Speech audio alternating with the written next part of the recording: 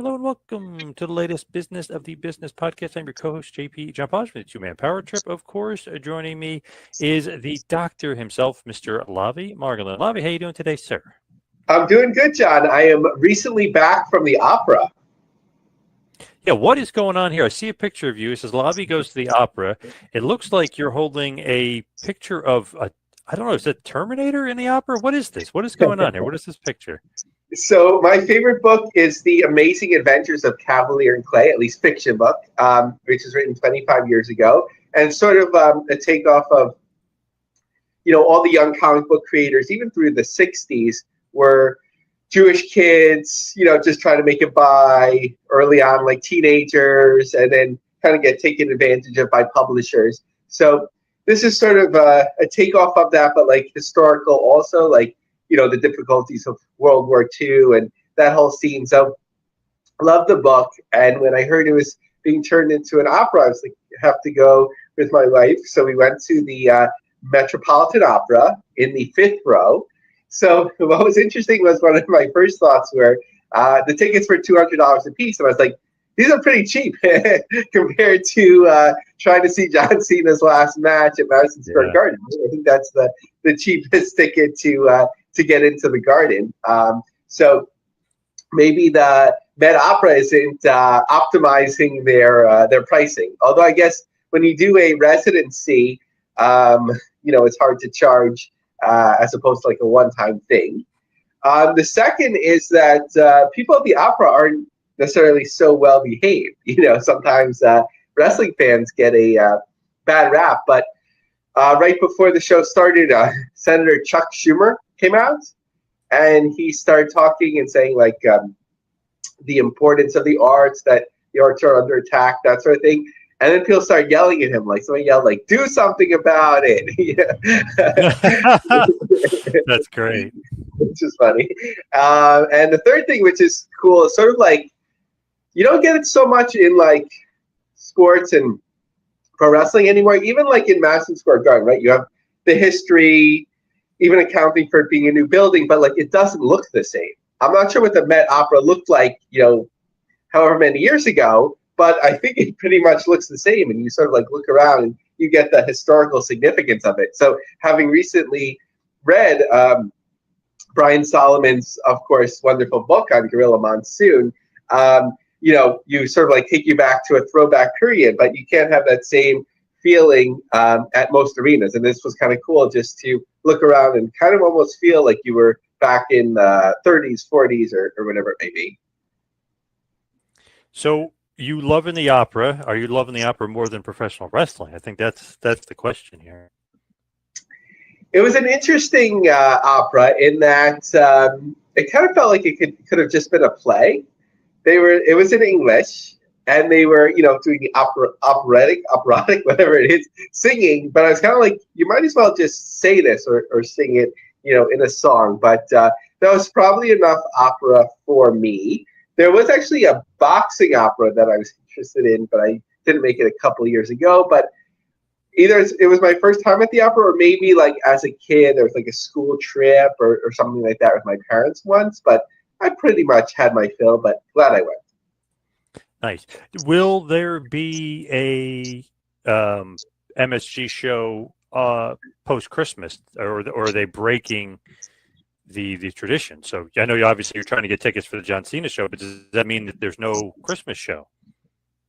That's my feeling at the moment. I feel like somebody might have written that, but I'm not sure if it's like fully confirmed. But that's my feeling, at the moment. But I hope that there is, just because John is, it's like one of my favorite traditions with wrestling, at least with WWE, because it's a different feel, family, more relaxed atmosphere than like a taping or something like that. Yeah, it was kind of crazy because I was reading a couple weeks ago that they may do a show in Baltimore instead of at Madison Square Garden. I was like, wow, that's kind of, I don't know, that's weird.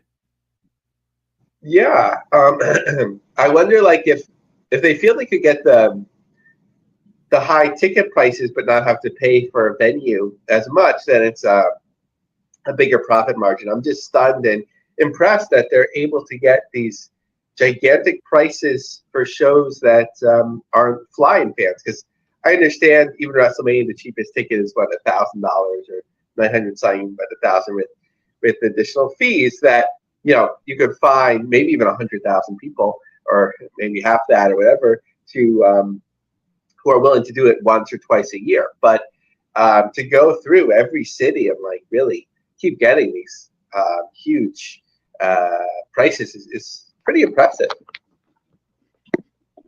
So what is going on in the world of TNA? You got a lot of TNA news here. I love this.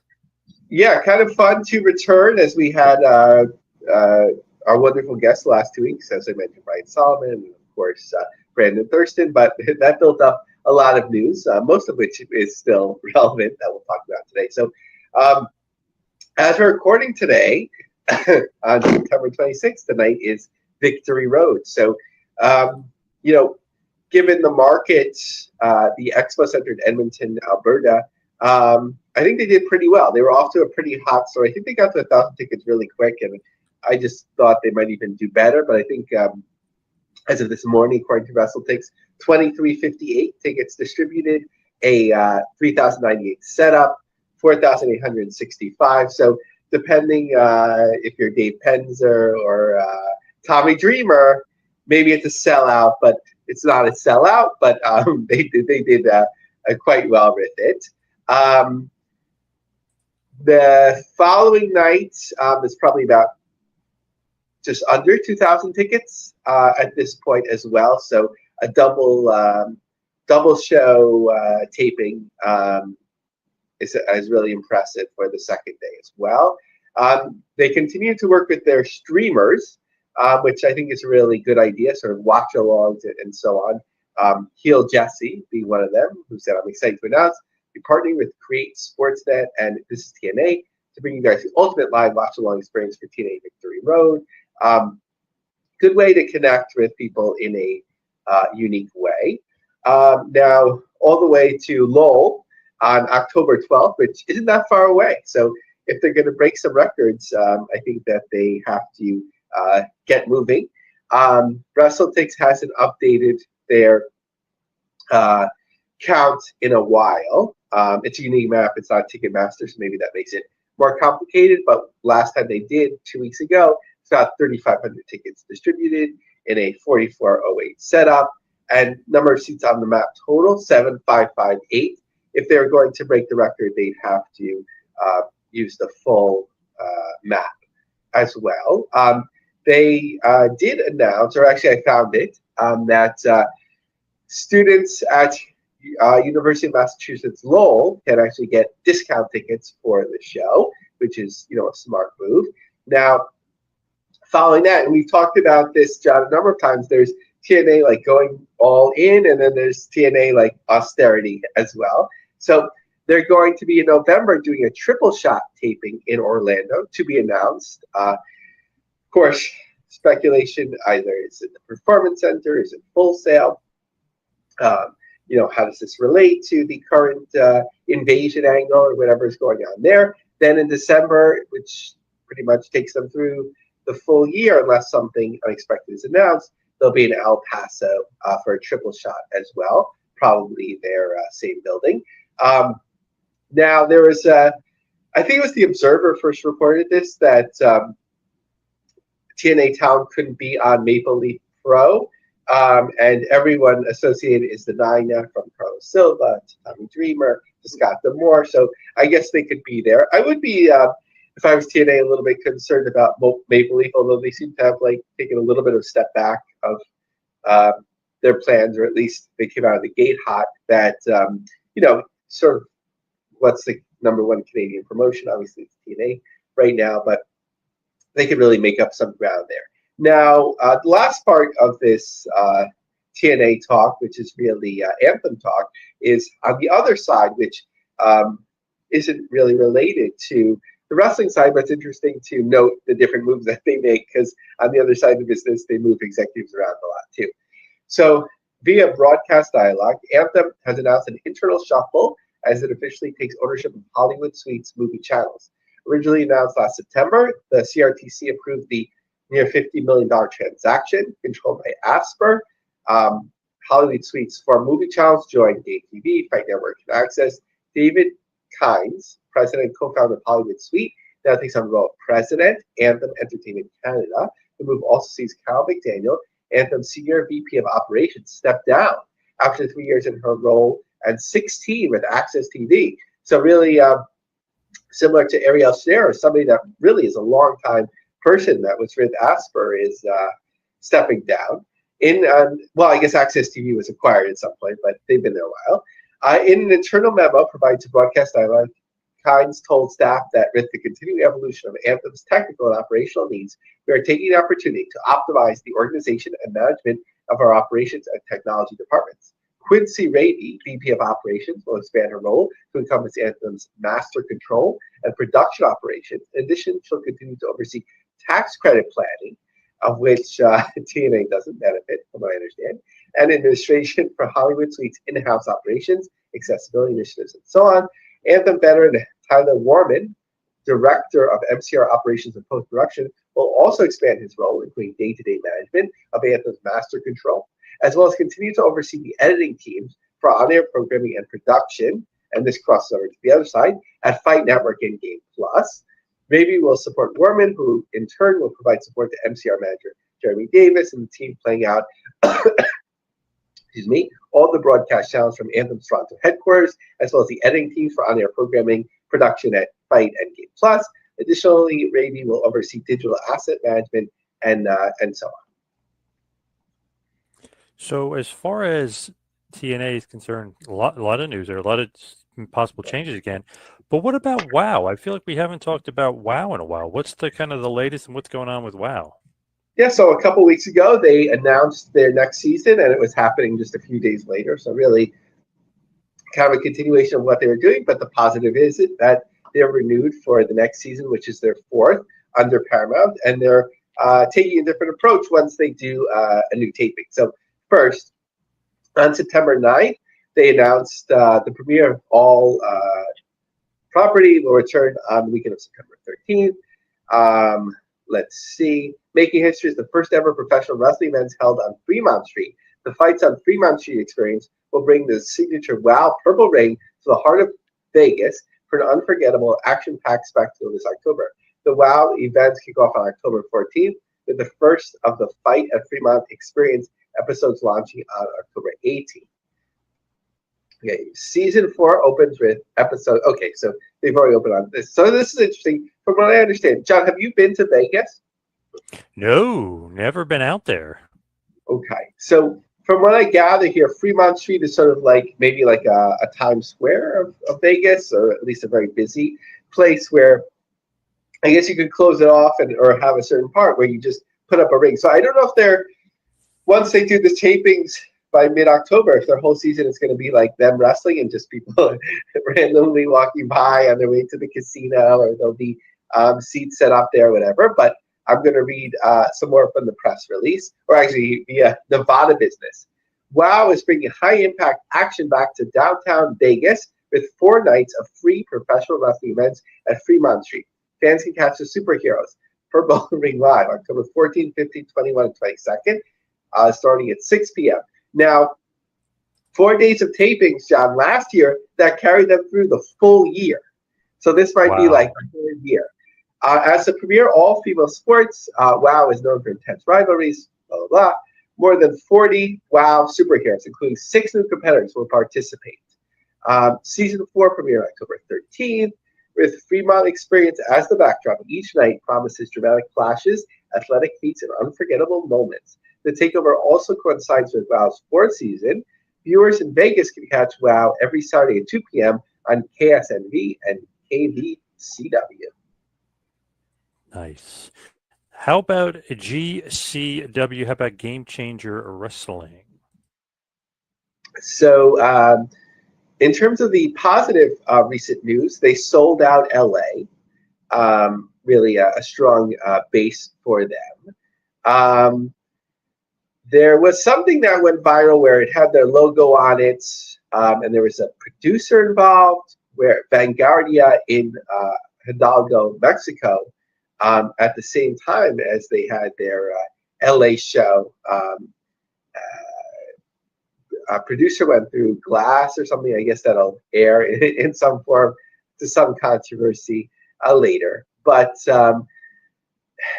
what's coming up next? So actually, they're not too far away from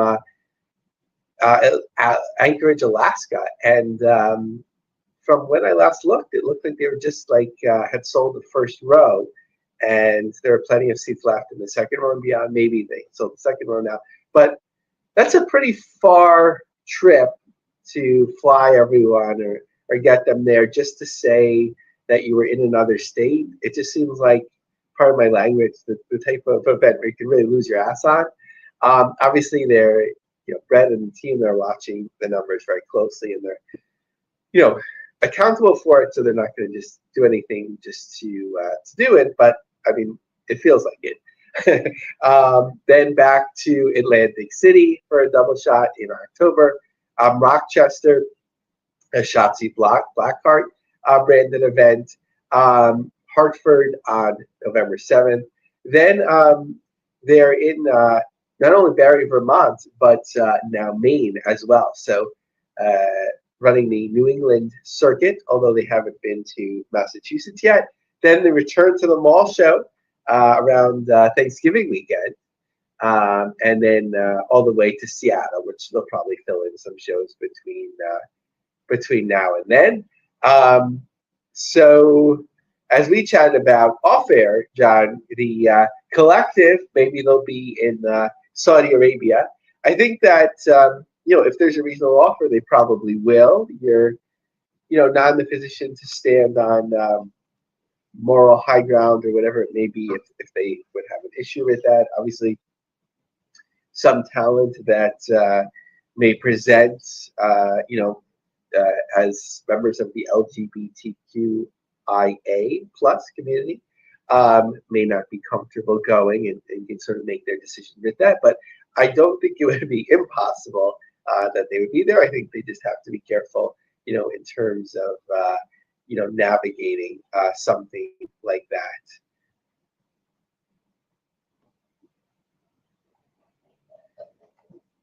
Now, it is pretty crazy that they might do Saudi. I mean, it just kind of nutty almost. But that would be good if they can get people to go over there and do it for the collective, because the collective is so part of making those independent guys money. I mean, that's probably their biggest money makers when they do the WrestleMania weekend, the collective. So that would be amazing. But getting them over there is probably so damn expensive.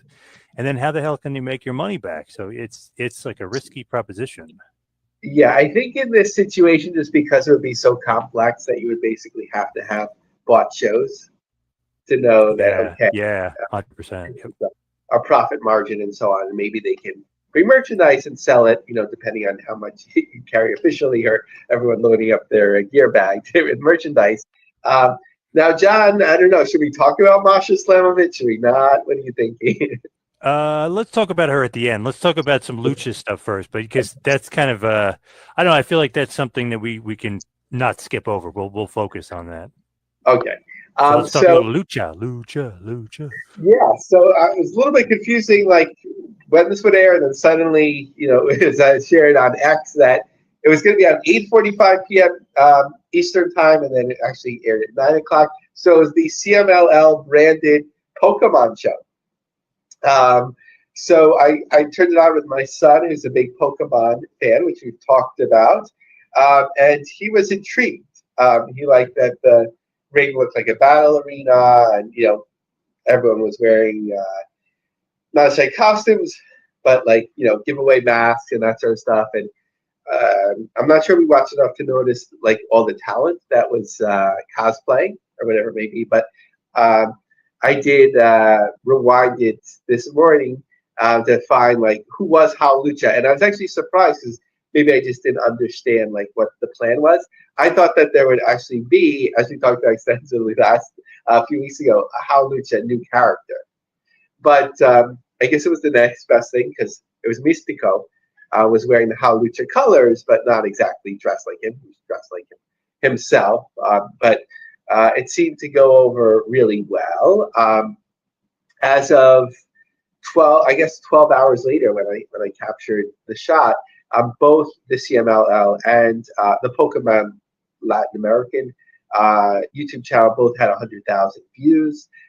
It's being shared. At least once I liked something on X, it's being shared all over X. My feed is full of it. So seems like a very successful event there. And just thinking out loud, like with AEW having a relationship with CMLL, like maybe if they did something with Pokemon related, like as a special, because sometimes they do like movie centric specials or like Shark Week specials. I could see that going over really well with the AEW fans. I could see like a crossover, to adult fans or to Pokemon for AEW than WWE. Whatever that means, I'm not casting any aspersions or whatever it may be, but I could just see that like going over really well.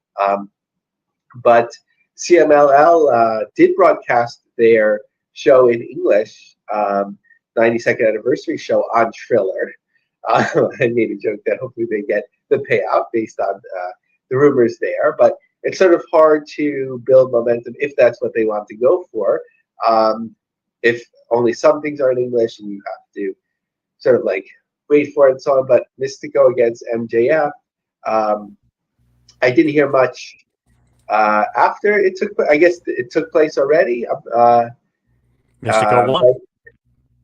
Mystico won? Yep.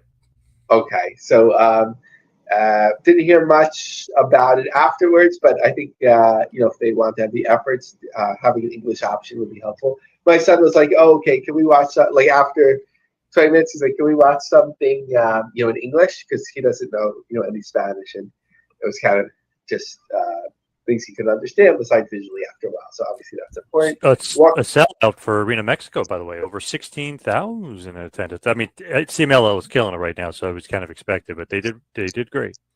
Yeah, and I did check. Like I was actually watching that, and it was, I don't know if it was an immediate sellout, but when I checked, it was like it was sold out, like within hours, I think, if not a day.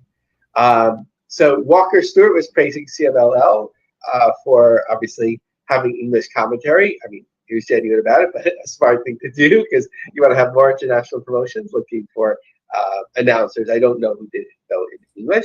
Now, something unrelated to the big companies. There's now, we've always talked about fast channels a lot that don't seem to last, but now there is a fast channel for Lucha Plus, which is widely distributed.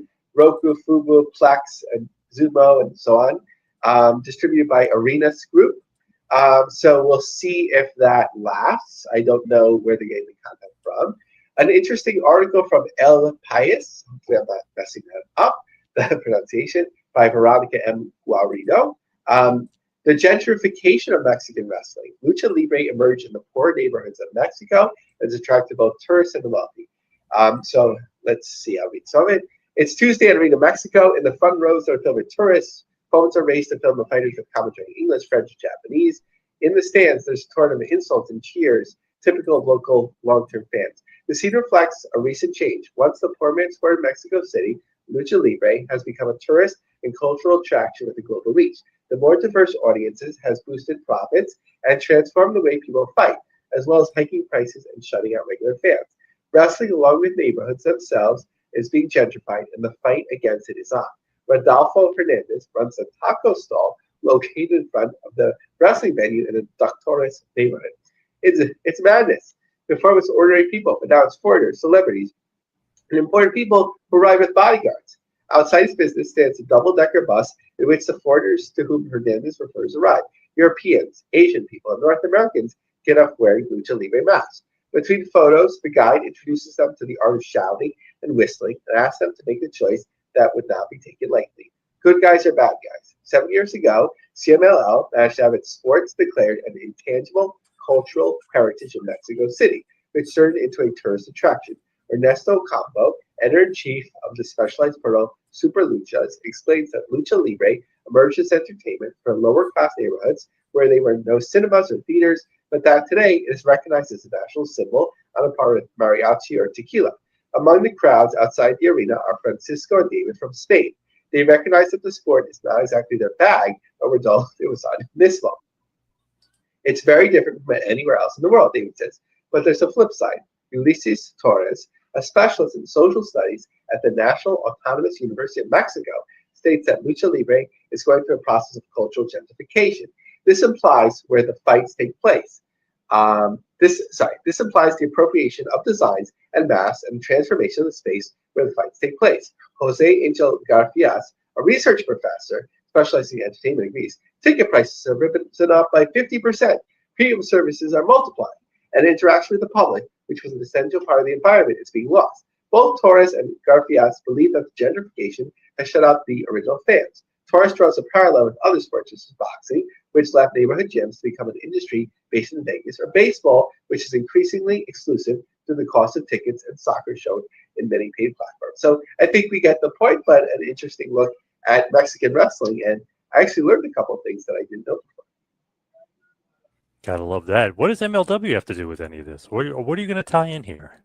Yeah, so originally it was going to be MLW, and then I found some CMLL lucha tie-ins, and then it became more about lucha. But I didn't feel like breaking out MLW to its own category. But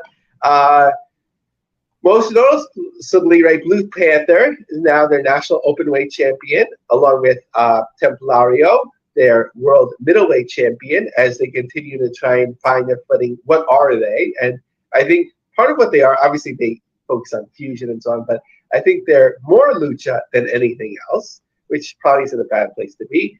Mads Kruger is now their champion, which I think they made an action figure of him, so at least they have one that's active on the roster. Donovan Dijak, world tag champion with Bishop Dyer. And I'm not familiar with Shoko Nakajima, who is their women's world featherweight champion. But what do they have coming up? Basically, their typical schedule once a month, October 4th in LA, which is looking quite good for ticket sales. Charleston, the special show, which we talked about with Don Gato Tequila, has about 275 tickets distributed. A little bit early to look at Dallas in January, and Chicago, which was a show moved from November to accommodate this South Carolina show. Do you love that they have the legends of Lucha Libre, like Blue Panther, Templario, like they're using legends basically and giving them titles? Do you like that? I think it's interesting. To me, it makes it more appealing. I'm not sure what audience that they're going for exactly, because if you're using the legends, and no disrespect intended whatsoever, but Blue Panther without his mask, he's an older gentleman, right?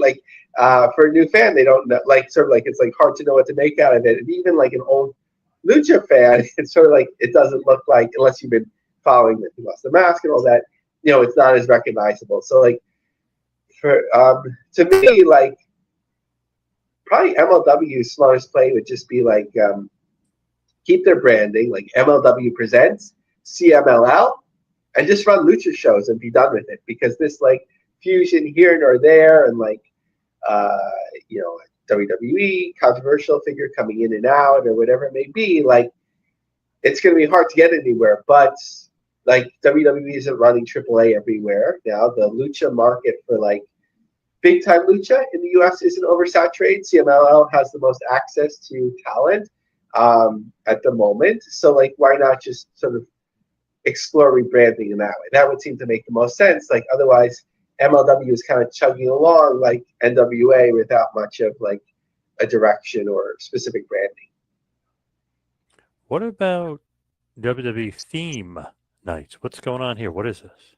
This just seems like a smart move. Every once in a while, you would see WWE cross over into an NBA game or NHL game or whatever. Maybe here they're able to formalize things, which I think is important, because for some fans, right, with them not running as many shows, with the shows being super expensive now, and if they don't continue to ramp up the WWE NXT, fans don't have a chance to engage with WWE in person. So this actually might be a different type of opportunity to do so.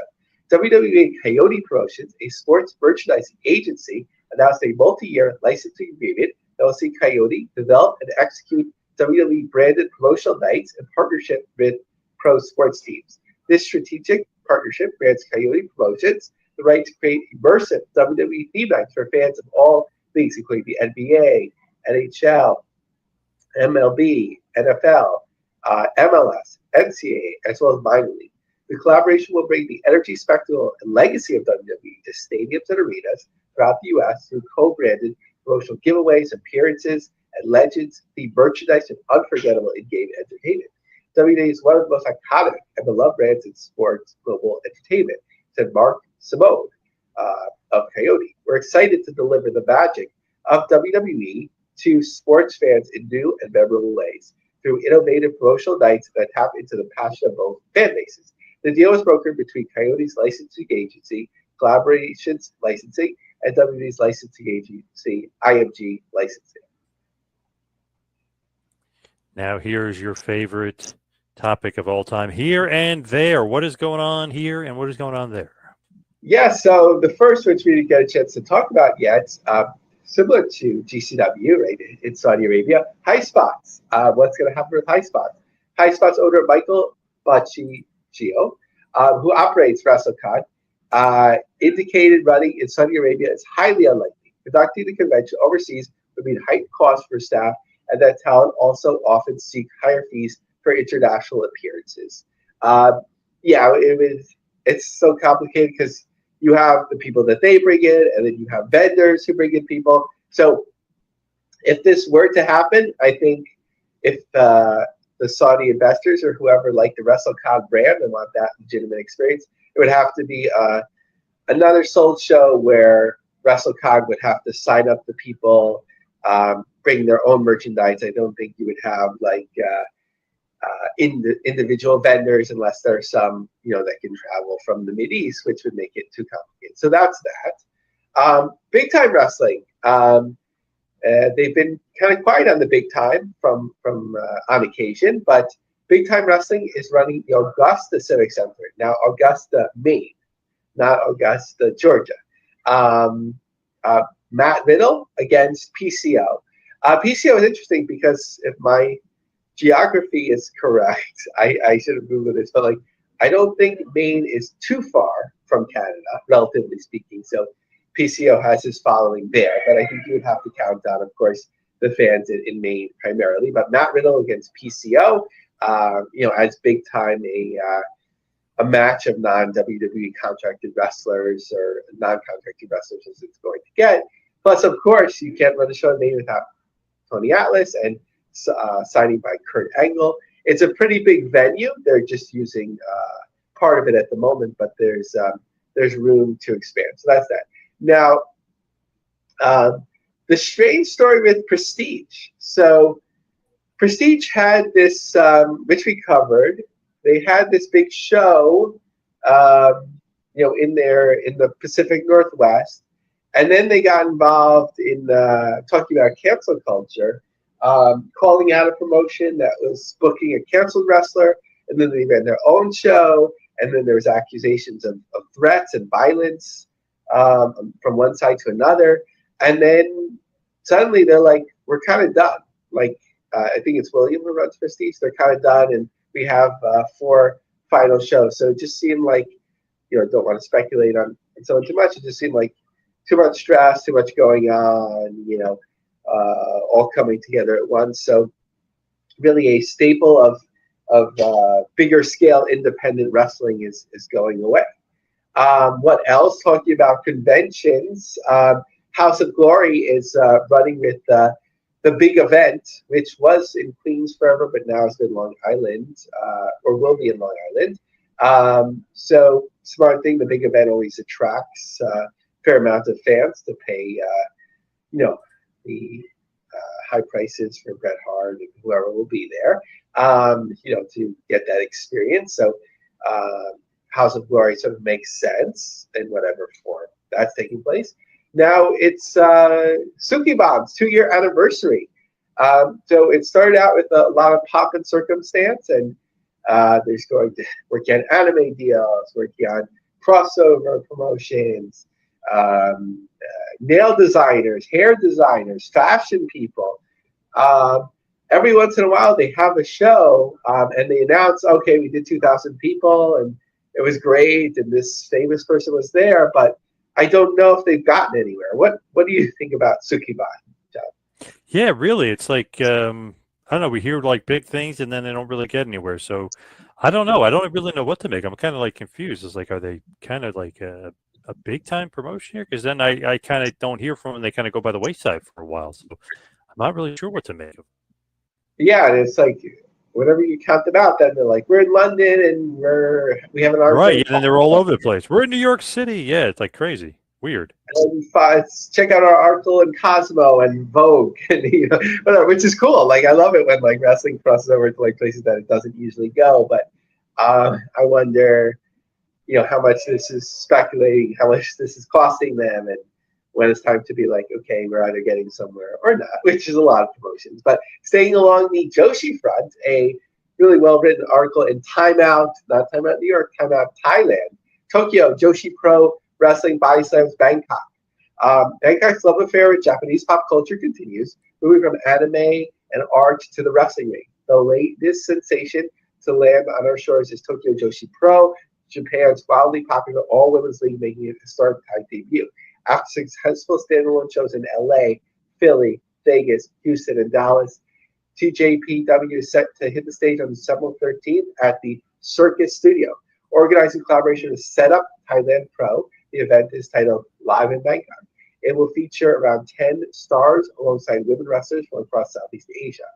TJPW stands out from other promotions for its fusion of wrestling and culture. Rather than focusing purely on hard-hitting strong style, it thrives on colorful characters, heartfelt storytelling, and a lighthearted atmosphere that blends intensity with humor and emotion. Fans love it, not just for the athleticism, but for the personality and fun that makes every match an experience.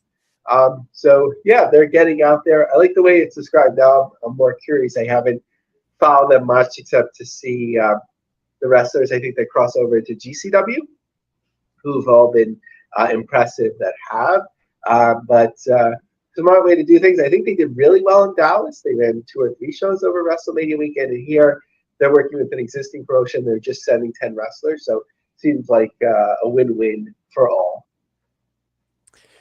Now, as far as some interesting just news, I guess you would say, because it's kind of, I guess it's out there, but it is somewhat allegations. And this is your favorite wrestler, so I'm kind of curious of your take. So Masha Slamovich and boyfriend Akira, guess there was some domestic violence, I guess, or a domestic dispute. So she put up basically a message saying the beginning of the year she was in a toxic relationship, mutually destructive, and basically she said this is going to be her only statement on the matter, but it was a mutually destructive relationship. I won't read the whole thing, but she's taking responsibility and she's seeking counseling for it. Yeah, so it's a little bit hard for me to separate, John, because I'm not a big fan of too many modern people. And Masha, like almost every GCW show, for example, most of those she was on. And then when I went to Capitol Wrestling, it just, sort of that nexus of Brooklyn and Manhattan, she was on those shows. So took a picture with her, so not to claim that I know her personality, but that's a little bit of my bias there. But I think first, like whenever you have a situation like this, people shouldn't run to conclusions, and certainly not bully her because, like, abusive language online and so on, like, it could lead to intended or unintended consequences. So I think like it doesn't give you the right to start harassing people. I think it seemed like almost, and I don't know, like almost planned because Akira didn't say anything, and then Akira's friend said something, and then they had a link to, I think, 1,600 screenshots, which I didn't read. Somebody said, and this is just reading from X, somebody said, you hit him with a frying pan. I don't know, exactly what went on. It just seems like a sad situation. Of course, culturally, it's certainly not right for a woman to abuse a man or whatever, but you kind of like you have to filter that through your mind and not discount it. Obviously, no abuse is acceptable in that regard. So I think it seems like TNA is reviewing this now. They do have people, or have had at least 2 people on the roster that have credibly, apparently, been accused of domestic violence. I don't know. I don't believe either happened on their watch, meaning while they were contracted wrestlers, but it's not something necessarily that's been used as a red line for them before, and they're kind of a promotion for people who've made mistakes and so on before. So I don't know what their investigation will be, what it'll look like, and even if they find it, if it's like sort of something where they don't want to employ the person anymore. Each promotion sort of, especially if you're an independent promotion, you can only do so much. So some immediately chose just to cancel her booking, which might be the best way to go at the moment till things settle down. An important shoe to drop would be what Brett Lauderdale, our friend, frequent guest of the podcast, does for GCW, because besides being a TNA regular, she's certainly a former champion and regular with GCW. So curious to see if she would be booked. Of course, don't want to forget the victim or the alleged victim. Of course, you have to say, we don't have all the facts here.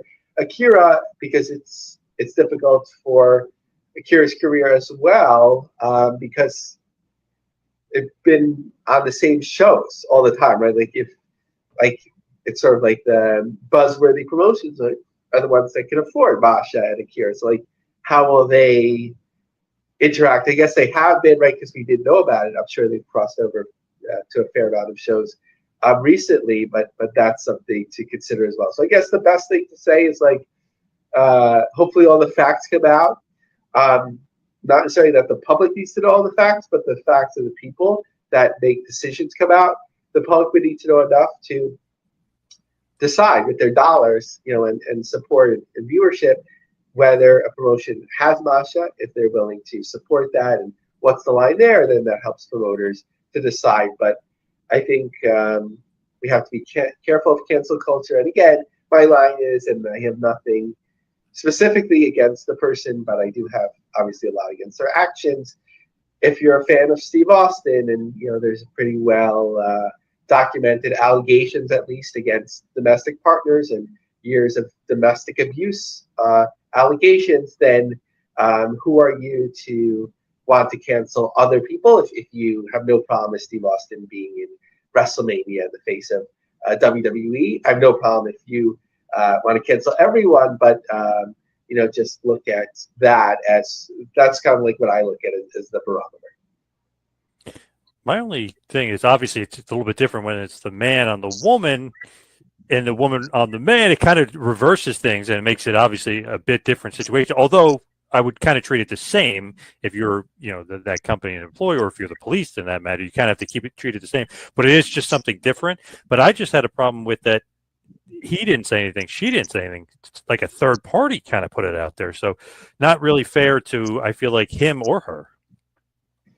Yeah, and just to speculate, unless it was like his closest friend or something that he's been sharing these screenshots for a while, I would assume it would have to be in coordination with him, but I just don't know. Could be, yeah, it could be. You never know. And he didn't disavow it to be like, oh my gosh, I can't believe that was shared. The Masha, that sort of thing. So that's just my speculation. Obviously, hopefully, if we need to know a lot more, facts will come out. But it's true. And again, I'm not saying, definitely not justified or whatever it may be, but just from a sociological perspective, I don't know what generation we are, John, but people in our 40s, it is a different way of looking at it. Woman to man, man to woman. No one should have to go through this, but just in terms of that filter, obviously that's something that has to be acknowledged, but it should be obviously treated in a fair way for everyone. And that's going to be her only time she said that she'll be talking about this subject. So she's trying to move on, and I guess TNA is looking into it, but she won't be talking about it publicly anymore. I guess unless she needs to, right? It depends how these things go, right? Because there's people who have had these situations, and they continue to earn even full-time living in their career, and there's other people that they're never getting booked in like a half decent promotion again. Outside of the 2300 arena, and making a living. It's not a joke, but I just had to throw in the 2300 arena, and who are basically canceled for life. So we had like, if she needs to do a better PR campaign to save her career, she might need to speak again. All right. Very, very good stuff there. Lavie covered a lot of ground. Let's hit the plugs and wrap it up. You follow me on Twitter and Instagram at 2Man Power Trip. How about you? Follow me on X, Lavie Marg, LAVIE MARG. Check out my long form articles on LionCubJobSearch.com. And since it's in the news, will there be a Department of Education anymore and all that good stuff? Trump mania, Vince McMahon, WWE, and the making of America's 45th president. Print book, ebook, audiobook. Nice. All right. Thank you, Lavie. Thank you, everybody out there, for listening. See you right back here next week for a little business.